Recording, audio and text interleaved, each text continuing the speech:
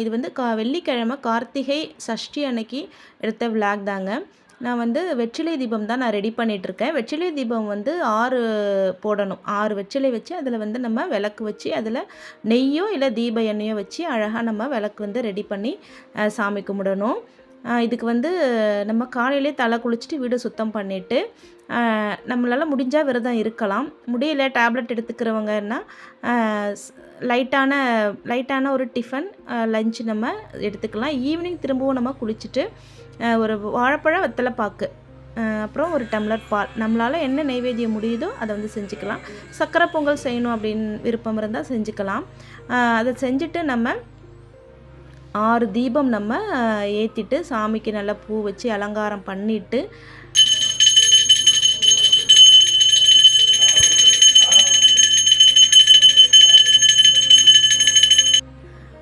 மனதார வந்து முருகனை நம்ம என்ன வேணுமோ நம்ம கேட்டு நம்ம வந்து வழிபட்டோன்னு சொன்னால் கண்டிப்பாக நம்ம கேட்குறத வந்து முருகன் வந்து கொடுப்பாரு. நான் குழந்தைங்க நல்லா படிக்கணும், முக்கியமாக ஃபேமிலியில் உள்ளவங்க எல்லாரும் ஒரு நோய் இல்லாமல் இருக்கணும், ஒரு நோய் நொடி இல்லாமல் ஒரு ஆரோக்கியமாக இருக்கணும் அப்படின்றதான் நான் முருகன்கிட்ட வந்து கேட்டுக்கிட்டேன். கண்டிப்பாக அதை வந்து பண்ணிக்கோங்க. அடுத்தது வந்து கந்தசஷ்டி கவசம் நான் வந்து படிப்பேன். கந்த குரு கவசம் கூட படிக்கலாம், என்ன விருப்பமோ படிக்கலாம். எனக்கு கந்தசஷ்டி கவசம் கொஞ்சம் ஃபாஸ்ட்டாக வரும், ஈஸியாக இருக்கும். அதிகமாக அடிக்கடி நான் வந்து அதான் படிச்சிருக்கேன். அதனால் கந்தசஷ்டி கவசம் படித்து நம்மளோட வேண்டுதலையும் பூஜையும் நம்ம நிறைவு பண்ணணும். பிள்ளைங்க வந்து பக்கத்துலேயே உட்காந்து கேட்டுட்ருப்பாங்க. அவங்களுக்கு அது வந்து இன்னும் பார்த்து படிக்கிறதுக்கு வரலை, ஃபாஸ்ட்டாக வரலை. அதனால் கேட்டுகிட்டே இருப்பாங்க. கண்டிப்பாக இது கேட்க கேட்க அடுத்தது அவங்களுக்கு படிக்க பழகிடுவாங்க. நாங்கள் வீட்டில் சாமி கும்பிட்டுட்டு கோயிலுக்கு வந்துட்டோம். இது வந்து நடராஜர் கோயிலில் இருக்க முருகன் கோயிலுக்கு தான் நாங்கள் வந்திருக்கோம்.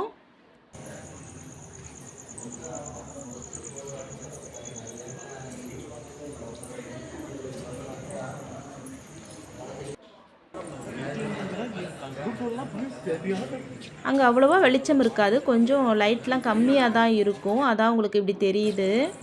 இங்கே கோயில் வந்து வாசலில் பார்த்திங்கன்னா கொஞ்சம் லைட் கொஞ்சம் பிரைட்டாக இருக்கும், அதனால தான் இப்படி இருக்குது. அப்புறம் கோயிலுக்குள்ளே போயிட்டு நாங்கள் விளக்கு 2 விளக்கு வந்து நாங்கள் போட்டோம். ஏன்னா வீட்டிலே வெற்றிலை தீபம் போட்டுட்டோம், அதனால் நெய் விளக்கு வந்து நாங்கள் போட்டோம். பாப்பா போடணும்னு சொன்னதுனால பாப்பா கையில் நான் போட வச்சேன். ரொம்ப அமைதியாக இருக்கும் முருகன் கோவில் எப்போவுமே.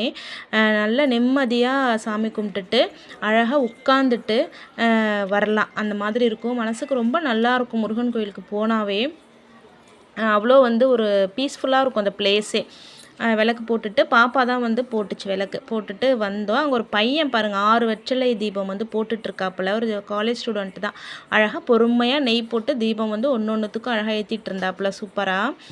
அப்புறம் நாங்கள் அப்படியே சாமியும் கும்பிட்டுட்டு உள்ளே போய் சாமியும் கும்பிட்டுட்டு அதுக்கப்புறம் நாங்கள் கொஞ்சம் நேரம் உட்காந்துருந்துட்டு அப்புறம் உள்ள நடராஜரையும் போய் பார்த்துட்டு ஃபுல்லாக கோயில் ஃபுல்லாகவே போயிட்டு எல்லா சாமியும் கும்பிட்டுட்டு அதுக்கப்புறமா தான் நாங்கள் வந்தோம். கொஞ்சம் நேரம் ஆயிடுச்சு தான், அதனால தான் ரொம்ப வந்து உங்களுக்கு அந்த பக்கம்லாம் இருட்டாக தெரியுது. இது வந்து வடக்கு கோபுர வாசலில் இருக்கிற சன்னதியில் இருக்கிற முருகன் கோவில்.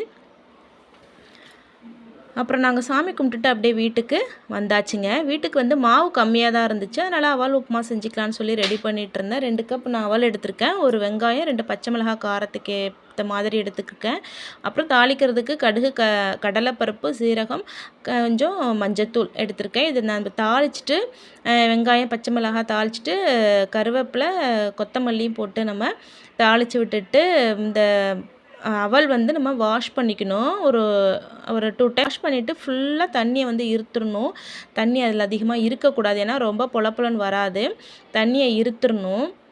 கொஞ்சம் ஏதாவது ஒரு மாதிரி மண் ஏதாவது இருக்கும், அதனால் நம்ம வாஷ் பண்ணிட்டு செய்கிறது நல்லது. அதுக்கப்புறம் நம்ம தாளிப்பெல்லாம் முடிஞ்சதுக்கப்புறமா அவலை சேர்த்து நம்ம ஒரு கிளறி விட்டுக்க வேண்டியதாக. ரொம்ப ரொம்ப ஈஸியாக ஒரு 5 மினிட்ஸில் ஷார்ட் டைமில் செய்யக்கூடியது. ஆனால் நமக்கு டேஸ்ட்டுக்கும் வந்து சூப்பராக இருக்கும், ரொம்ப பிடிக்கும் இது பசங்களுக்கெலாம். அதனால் நான் அது செஞ்சு கொடுத்தேன்.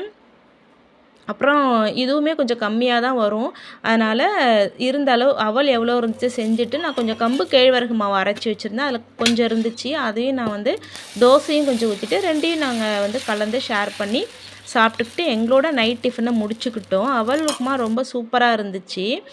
ஒரு அவசரத்துக்கு மாவு டைம் நீங்கள் அந்த மாதிரி செஞ்சுக்கலாம். ட்ரை பண்ணி பாருங்கள்.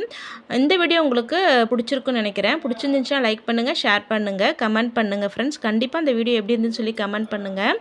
அப்புறம் இப்போ தான் ஃபர்ஸ்ட் டைம் நம்ம வீடியோவை பார்க்குறீங்கன்னு சொன்னால் சப்ஸ்கிரைப் பண்ணிவிட்டு பாருங்கள். தேங்க்யூ.